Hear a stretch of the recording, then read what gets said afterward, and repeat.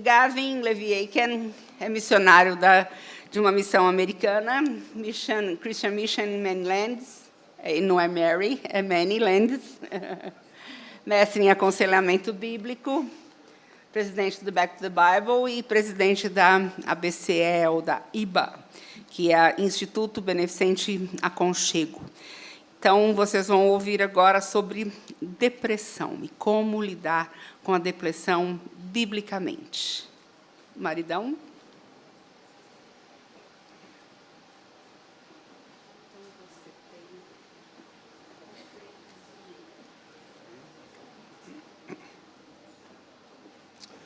Boa tarde a todos.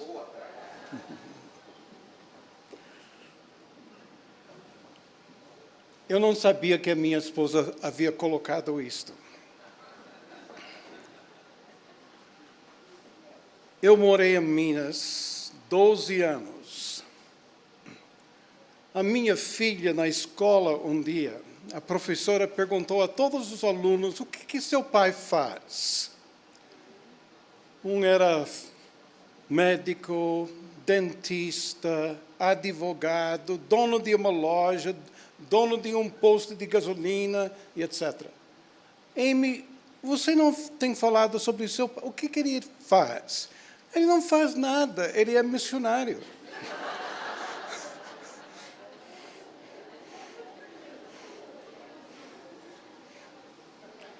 Eu preciso viver com isso, viu? O que me deixou deprimido.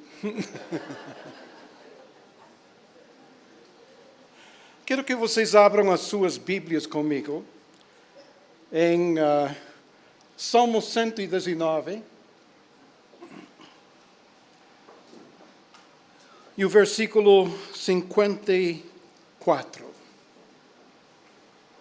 Salmo 119 e versículo 54.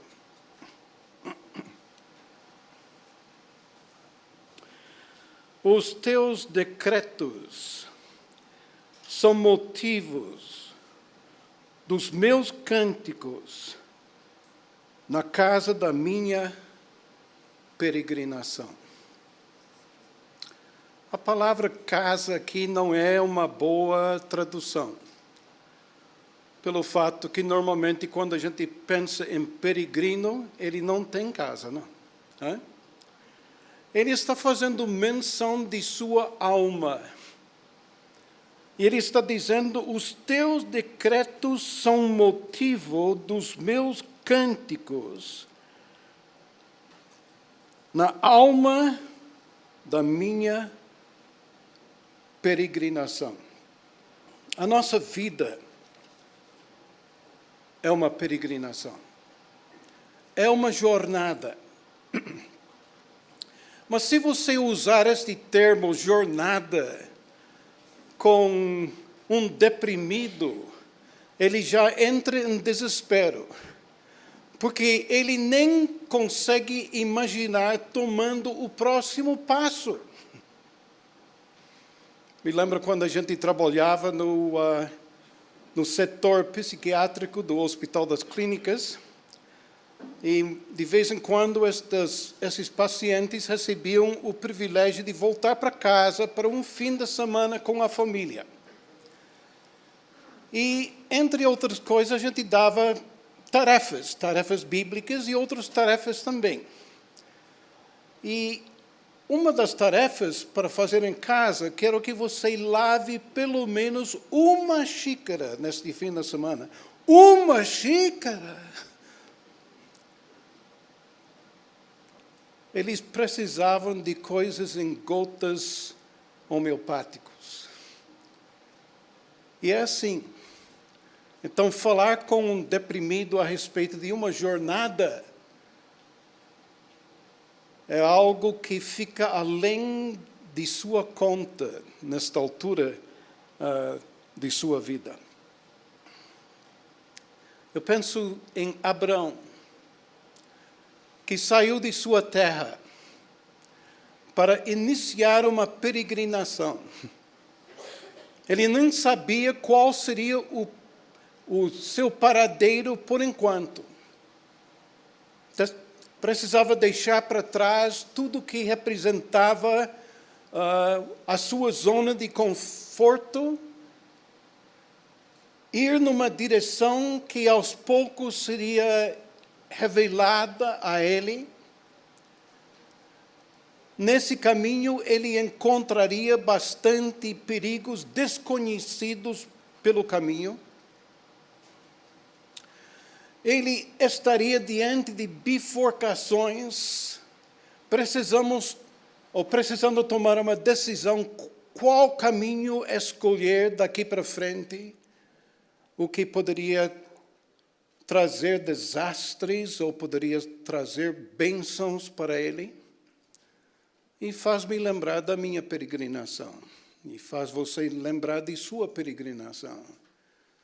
E muitas vezes, diante de situações da vida, nós temos agido corretamente porque temos agido biblicamente.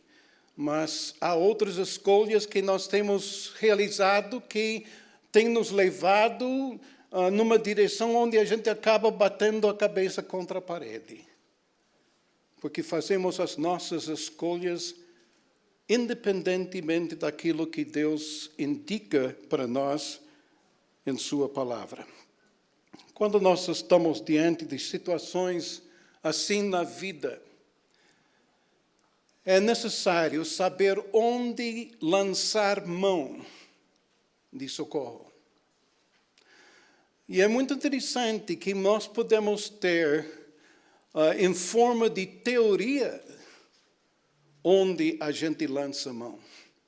Eu penso naquele Salmo 46, onde Deus é o nosso refúgio, Ele é o nosso pronto-socorro, onde podemos correr em busca de esconderijo e proteção.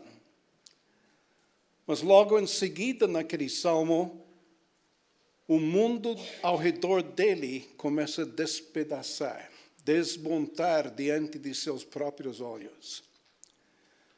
Era muito fácil, no primeiro versículo, dizer onde ele estaria lançando a mão em momentos assim. Mas quando os momentos chegaram, era outra história. E nós temos que reconhecer que nestes momentos nós estamos aproveitando do que a gente poderia chamar de algo funcional. Infelizmente, muitas vezes o funcional não é o Deus de versículo 1. Que Deus nos ajude, para que nós tenhamos esta convicção para onde vamos lançar mão em tempos de dificuldades em nossa vida. Eu me lembro quando saí da minha terra, 52 anos atrás, na estação do trem, alguém citou um autor que disse assim: nunca se esqueça no escuro o que Deus tem revelado na luz. Como isso foi importante ao longo da minha carreira aqui no Brasil. Vocês têm visto alguém deprimido?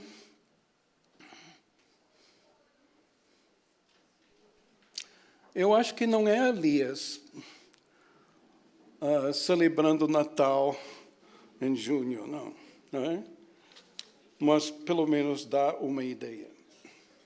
Se você quer saber como um deprimido se sente, eu convido vocês para frequentar o setor psiquiátrico do hospital.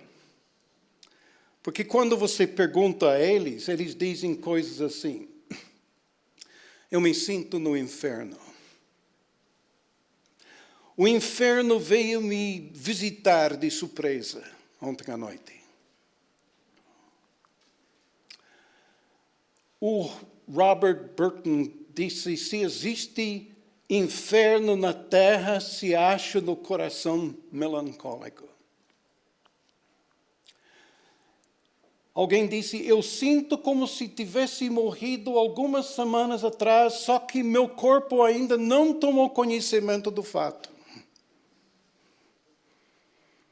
Eu perguntei a um homem, eu acho que ele tinha que ser mineiro, porque eu falei, você não vê nenhuma luz no fim do túnel? Ele disse, eu vejo, só que é do trem que vai passar por cima de mim.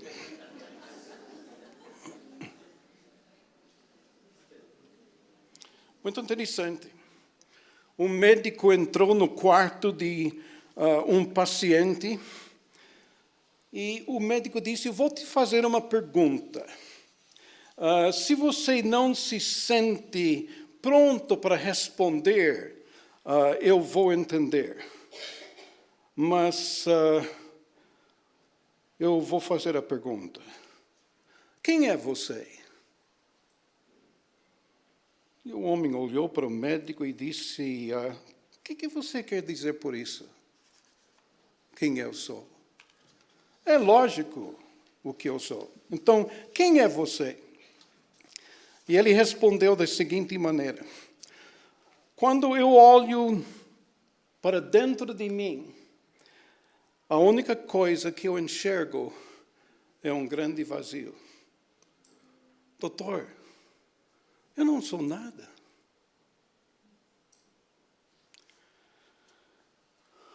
Eu tenho ficado perplexo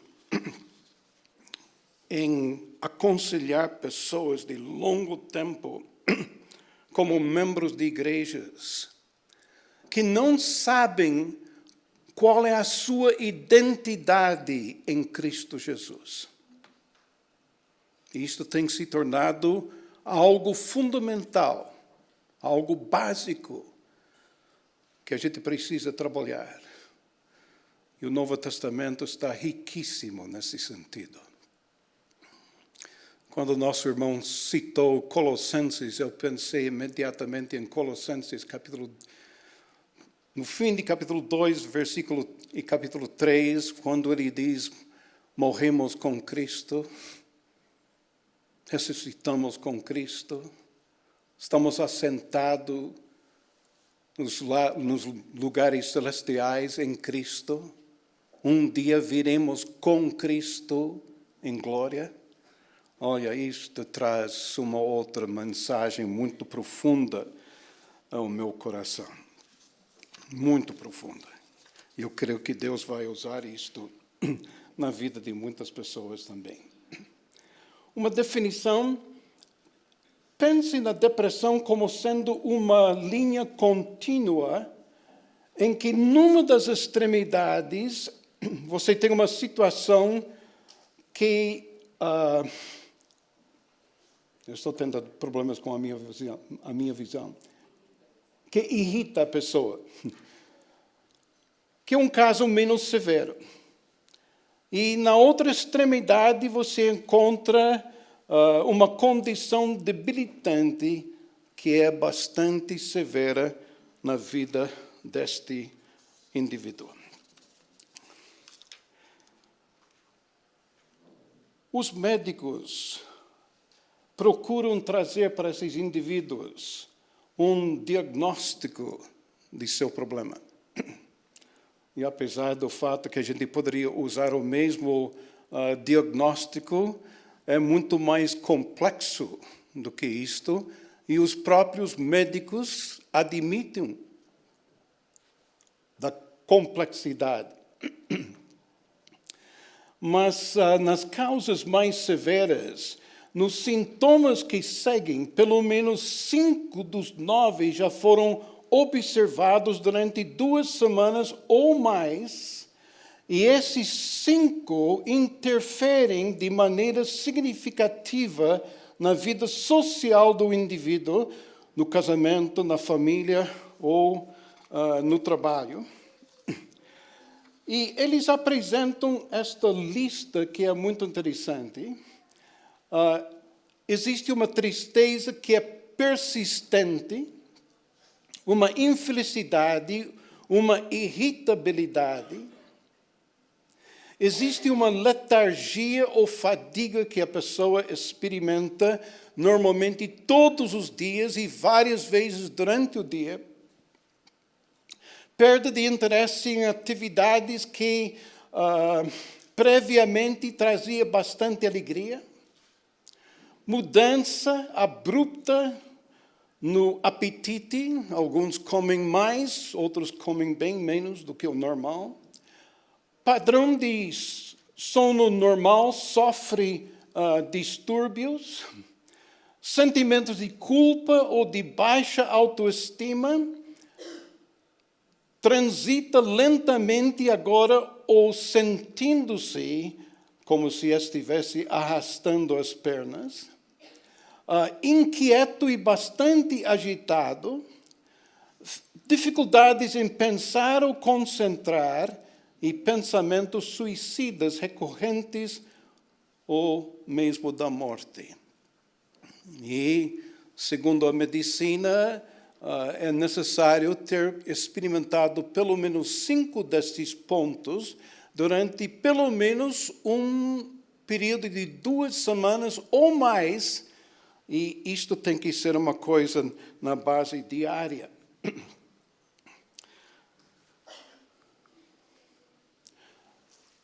Quanto às causas, a sugestão não se compromete precipitadamente a qualquer explanação, porque muitas vezes, imediatamente, o conselheiro vai dizer: o seu problema é esse. É muito mais complexo que isto. E se você fecha o assunto neste momento, você perde a oportunidade de realmente examinar outras áreas da vida deste indivíduo. Existem várias e possíveis causas de pressão na vida dessa pessoa. Ou depressão. Foi cortada a palavra, desculpem. Se comprometer-se cedo demais a uma única interpretação, você pode se cegar a outras possíveis perspectivas que precisam ser trabalhadas na vida deste indivíduo. Agora, em todo o debate a respeito das causas da depressão, é tão fácil perder de vista a mais óbvia. Depressão é dolorida, pois é uma área de sofrimento. E trabalhando nos hospitais, a gente percebe isto bem de perto. Eu me lembro quando a minha esposa me levou para o hospital a primeira vez depois do nosso casamento. Ela achou que estava me fazendo um favor. Ela me levou diretamente para o setor de queimados. Eu lembro ter voltado para casa aquele dia e digo: não volto mais. Pelo menos não até desenvolver uma teologia de sofrimento. E à primeira vista, eu achei que havia muito pouco na palavra de Deus a respeito desse assunto. Hoje, eu sinto muito pelo contrário. Eu sinto que talvez seja uma das teologias mais trabalhadas pelas Escrituras. E mesmo depois de penetrar vários trechos da palavra de Deus, ainda sinto que estou patinando na superfície. Mas qual a importância de olharmos para a depressão como sendo uma forma de sofrimento? Bem, sabemos que através... Faltou uma... Será que veio depois? Não? Faltou, desculpa. Eu coloquei 5 possíveis causas de sofrimento em nossas vidas. Uma das causas tem a ver com outras pessoas. E quando você pensa, por exemplo, na experiência de José do Egito, é muito óbvio que os outros que causaram o seu sofrimento eram seus próprios irmãos. Eles chegaram ao ponto quando eles não poderiam falar mais pacificamente com o seu irmão. As coisas eram difíceis. Ele, além de ser um jovem de 17 anos de idade, muito imaturo,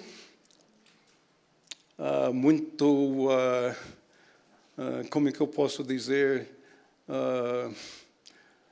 sem muito experiência na vida, ingênuo, ele acaba contando para seus irmãos os sonhos que o colocaram acima deles.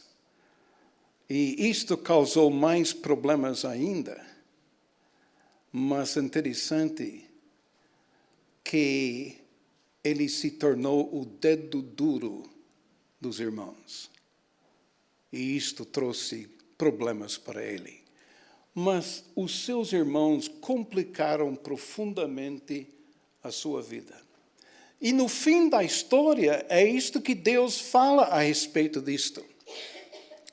E José vira para seus irmãos quando ele se torna conhecido a eles e disse: eu sei o que vocês estavam planejando fazer comigo. Vocês intentaram para o mal. Mas Deus transforma o mal em bem. E descobrimos que tem mais uma causa neste problema da vida de José. Segundo lugar, nós podemos ser os nossos próprios problemas. E Tiago nos faz lembrar disto, quando a gente já gostaria de culpar a Deus e culpar aos outros por aquilo que nós estamos experimentando em vida, ele diz: espera um momentinho. O problema existe em você e existe na sua cobiça, e foi a sua cobiça que fez você morder a isca. Nós temos que assumir a responsabilidade que muitos dos problemas nós trazemos sobre nós mesmos. Em terceiro lugar, os nossos próprios corpos. Os nossos próprios corpos experimentam enfermidades, experimentam desgastes. Eu estou sentindo isto nesta fase da minha vida. Estava contando com Darcy que um dia Haroldo Heimer virou na cama e falou para sua esposa: estou morto. Como você está morta? Hoje não sinto nada. E são raros estes dias. Obviamente, uma das fontes de problemas em nossas vidas é Satanás. E a história de Jó é muito rica neste sentido. E eu creio que nem ele foi ao túmulo sem saber exatamente qual o propósito em tudo isto na sua experiência humana. Mas você pode ter certeza de uma coisa: não há nada que acontece em sua vida que não é uma experiência humana. E Pedro nos faz lembrar que a nossa irmandade em toda parte do mundo passa por essas coisas também. Então, temos que lidar com isto. Mas uma das possíveis fontes que eu quero tratar amanhã é uma das fontes que muitas vezes não levamos em consideração. Uma das possíveis fontes é Deus. Deus é uma das possíveis fontes de adversidade em nossa vida. E se a gente não souber lidar com isto, teremos grandes dificuldades nestes momentos da nossa experiência. Então, quando eu digo que você não pode fechar esta questão com apenas uma causa, você pensa em José, uma das causas tinha a ver com seus irmãos, mas Deus também estava envolvido neste processo. Ele estava trabalhando a vida de José o tempo todo, preparando ele para o seu reinado no Egito em época de crise. Quando você pensa em Paulo, em 2 Coríntios 12, uma das possíveis causas era seu próprio orgulho. E Deus tinha que lidar com isso. Satanás era uma das possíveis causas. Também este espinho na carne era outro possível causa na experiência dele. Então, não feche o assunto cedo demais quando você está à procura de causas, porque às vezes existem causas desconhecidas. E não são poucas.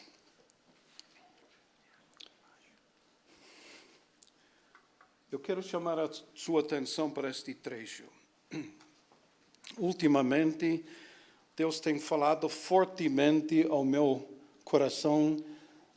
Estou mastigando isto, frase por frase e palavra por palavra, porque isto está se tornando uma fonte de grande alegria para mim. Se eu fosse contar como foi a nossa semana passada, se não fosse esse trecho que Deus usou para fortalecer as nossas almas. Meus irmãos, tende por motivo de toda alegria o passardes por várias provações. E entre essas provações pode haver o assunto de depressão. Eu já passei por 2 períodos de depressão na minha vida.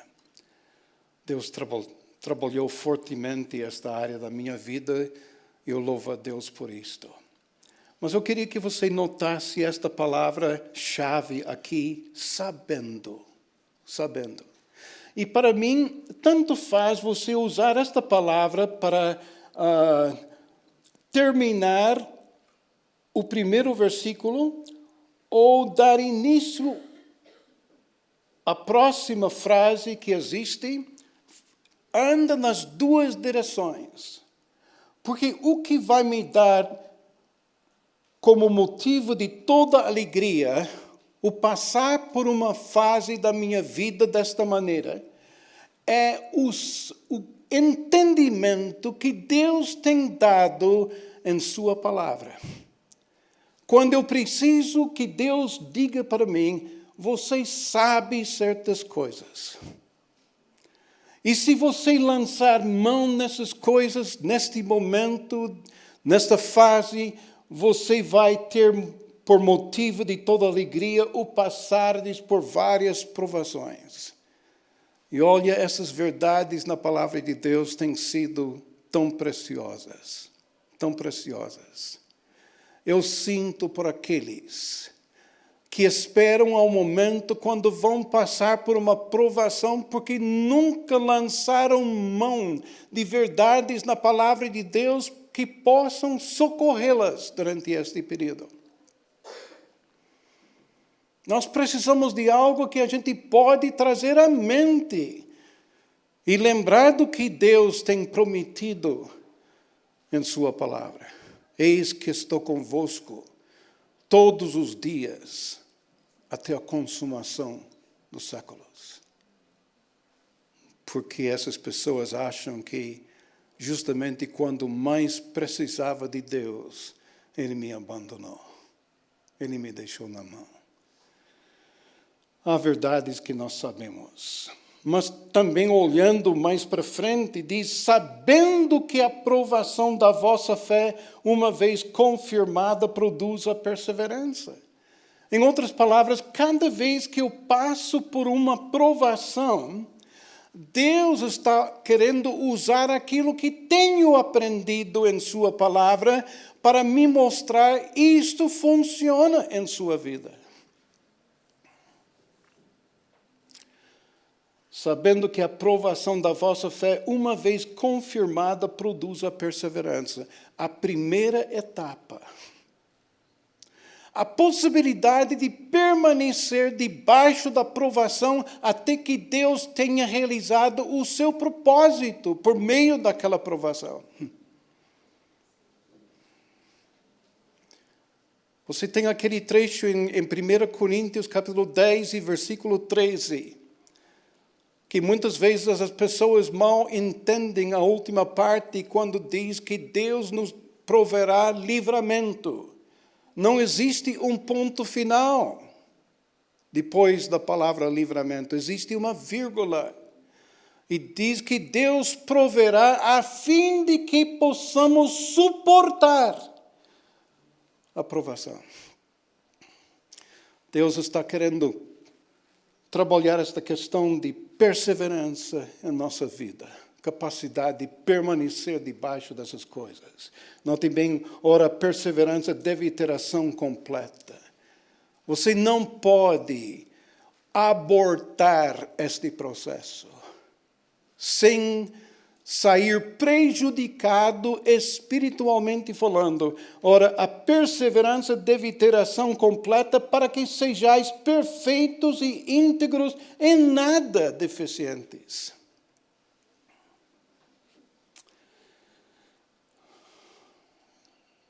Eu quero esta maturidade. Eu quero esta integridade na minha vida. Mas é necessário que eu esteja com a capacidade baseada nas Escrituras para permanecer debaixo desta provação até que Deus realize o seu propósito em mim e em você. A depressão não pode ser considerada uma experiência humana excepcional, nem mesmo entre grandes servos de Deus.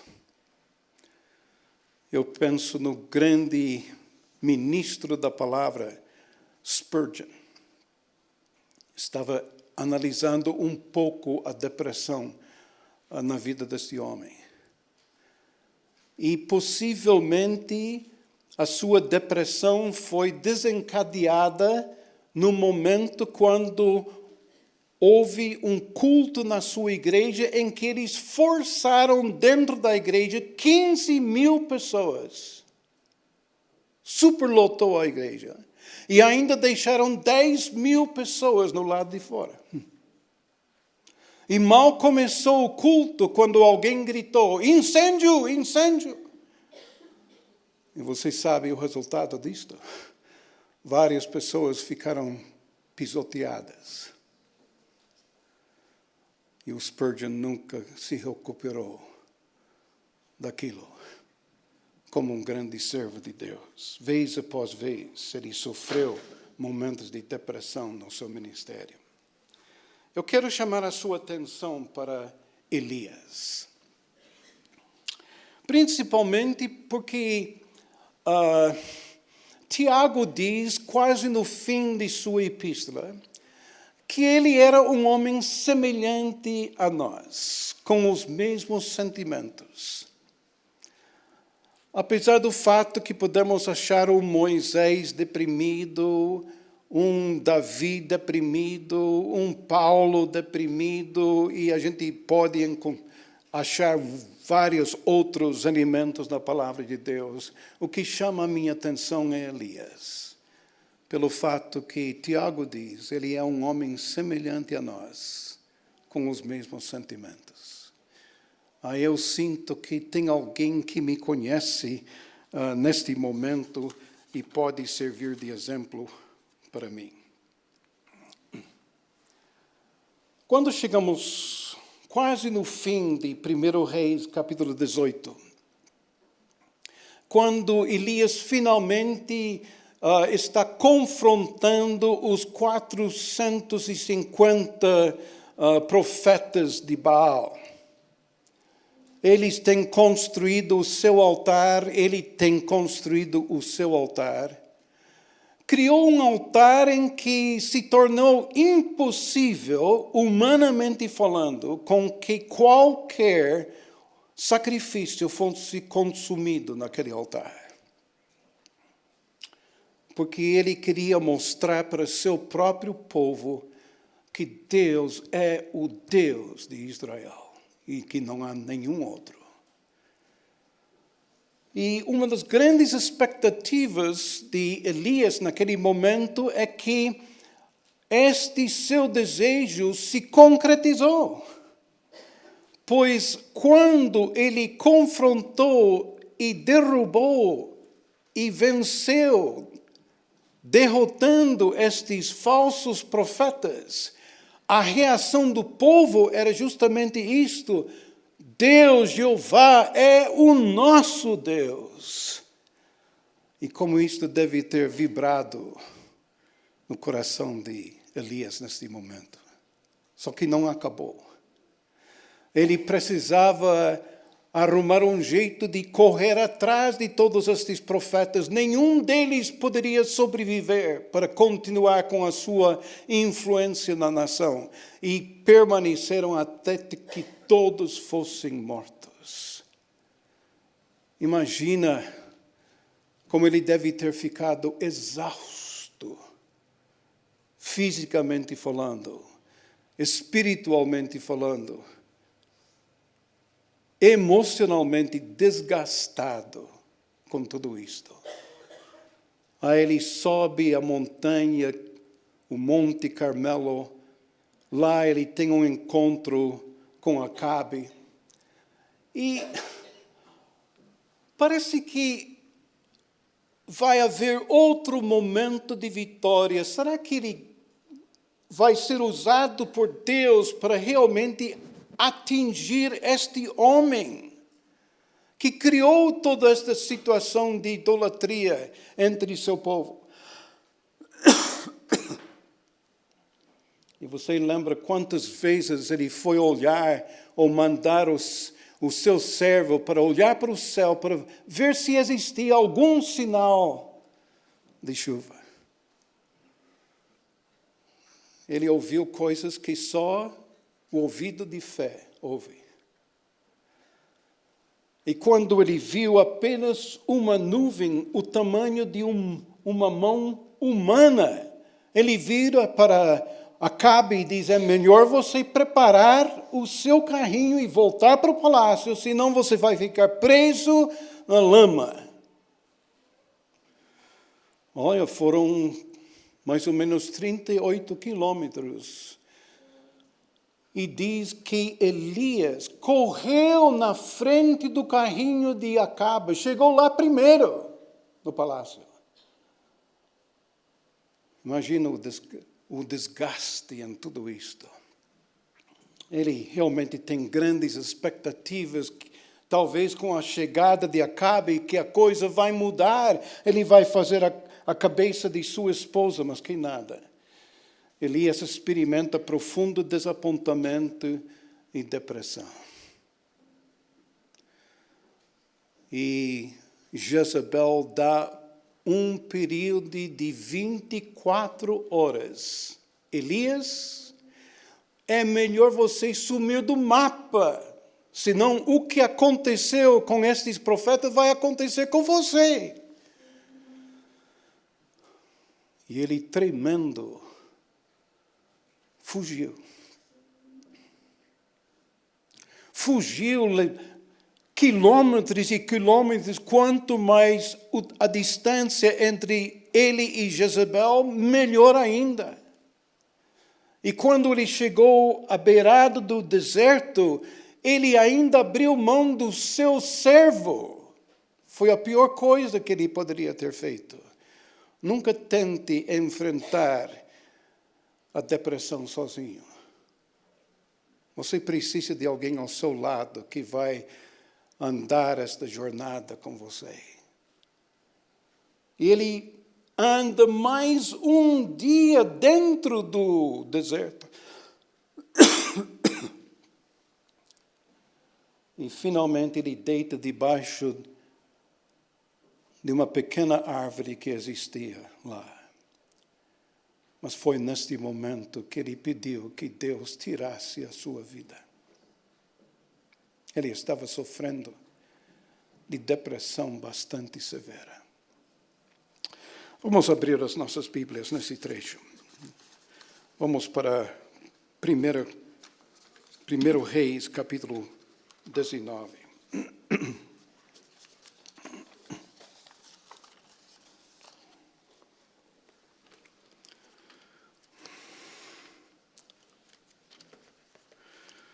Porque eu quero mostrar através desse trecho como Deus começou a trabalhar a vida deste homem.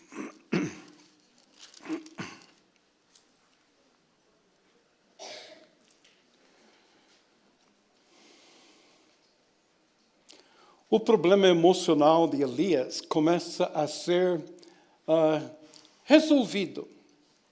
E a gente vê isto nos versículos 5 a 9, onde diz assim: deitou-se e dormiu debaixo do zimbro, em que um anjo o tocou e lhe disse: levanta-te e come.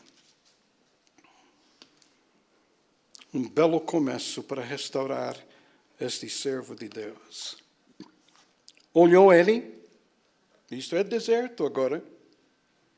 Olhou ele e viu junto à cabeceira um pão cozido sobre pedras em brasa e uma botija de água. Comeu e bebeu e tornou a dormir.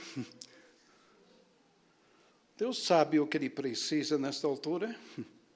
Voltou segunda vez o anjo do Senhor, tocou e lhe disse: levanta-te e come, porque o caminho tu será sobremodo longo. E levantou-se, pois, comeu e bebeu, e com a força daquela comida, caminhou 40 dias e 40 noites até Horebe, o monte de Deus. Mas se você fizer os cálculos, a distância que ele conseguiu dia após dia não passava de mais ou menos 7 quilômetros. Ele ainda está arrastando as pernas. Ele não tem recuperado inteiramente de sua depressão ainda, mas ele está trabalhando no caminho certo. Quero que a gente esteja observando algumas observações importantes aqui. Eu falo como pastor hoje à tarde. Depressão frequentemente segue uma experiência tipo pico de montanha. Não é de admirar que segunda-feira supostamente é o dia do pastor, não? Porque muitas vezes, domingo, o desgaste é muito grande. Ele tem enfrentado situações bastante complicadas. Deus tem sido bondoso e tem dado grande vitória neste sentido. A própria natureza ensina isto para você. Onde existem montanhas, existem vales.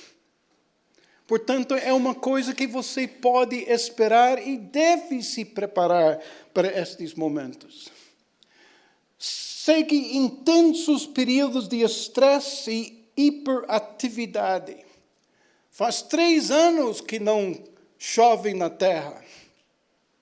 São 3 anos que uma parte desse tempo ele estava sendo alimentado por corvos se escondendo à beira de um ribeirão. Outros momentos ele estava cuidando de uma viúva. E as situações que surgiram lá, ele se tornou o inimigo número 1 de Israel. Coincide com exaustão física e emocional. Já mencionei isto. O combate realizado naquele monte e as suas muitas caminhadas e correrias depois disto. Segue profundo desapontamento e desilusão quando ele chega no palácio e percebe que Jezebel não é muito convencida, não. E ele tem que sumir do mapa. Quinto lugar, pode resultar em períodos de ira. Pelo menos isto não vem à tona claramente na vida de Elias, mas pode acontecer, especialmente quando não lidamos com as situações corretamente ou biblicamente falando. Lições práticas que a gente tira de tudo isto.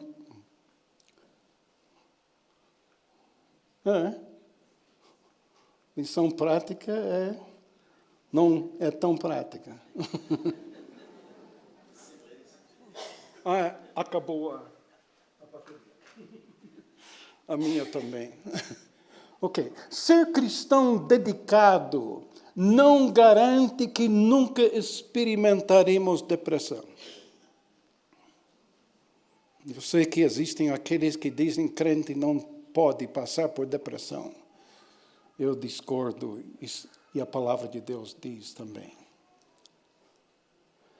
Sob certas circunstâncias, deveríamos esperar a depressão e seus resultados quando você está diante de um desses momentos pico de montanha, quando Deus tem usado você de uma forma excepcional, você pode esperar que logo em seguida podem vir momentos de depressão. A minha esposa me ajudou a observar certos momentos, certos sintomas, onde isso estava acontecendo na minha própria vida. A depressão sempre acaba distorcendo a nossa perspectiva da realidade. E você lembra que quando Deus chegou diante daquela caverna, e falando em caverna, eu acho interessante porque quando a depressão não era muito conhecida nos Estados Unidos, uma das expressões que a gente usava, fulano caved in.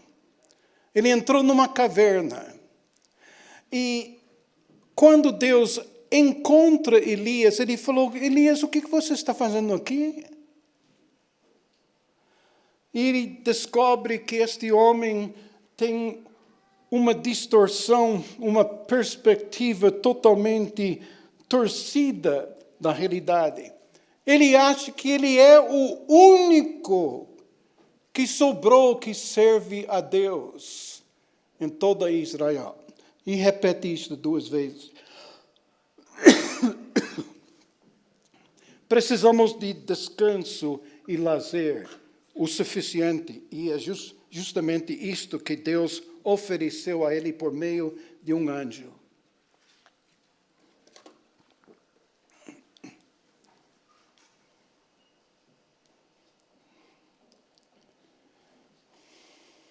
Somos mais vulneráveis aos ataques de Satanás quando estamos fisicamente e emocionalmente exaustos. Eu creio que a gente aprende isto da lição de Elias. E sabendo essas coisas nos ajudará a lidar com a presença da depressão e seus efeitos em nossa vida. Os procedimentos no aconselhamento dado por Deus. A sua restauração física através do descanso, através da alimentação. Deus permitiu que Elias ventilasse seus sentimentos num ambiente em que não havia nenhuma censura ou condenação. E faz-me lembrar de outros servos no Velho Testamento. Jeremias disse numa certa ocasião, falando com Deus, o Senhor me seduziu, o Senhor me enganou. Jó falou, o Senhor me arrastou na lama. Mas Deus não censura isto.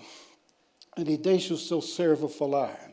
Terceiro lugar, Deus ajudou Elias a encarar a realidade. Espera um momentinho. Você acha que você está sozinho? Eu tenho muito mais gente que nunca dobrou o joelho a Baal.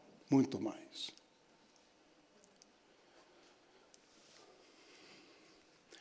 Deus ajudou Elias a clarificar a sua perspectiva teológica. Porque uma vez que você tem uma experiência tipo pico de montanha, há uma sensação onde você gostaria de continuar experimentando essas coisas. Mas quando veio aquele vento tempestuoso, Deus não estava no vento. Quando veio o terremoto, Deus não estava no terremoto. Ele estava naquela voz mansa e tranquila. Essa é a maneira que Deus costuma ministrar a nós. Não nos grandes espetáculos que muitos procuram. E era necessário corrigir isto na expectativa dele.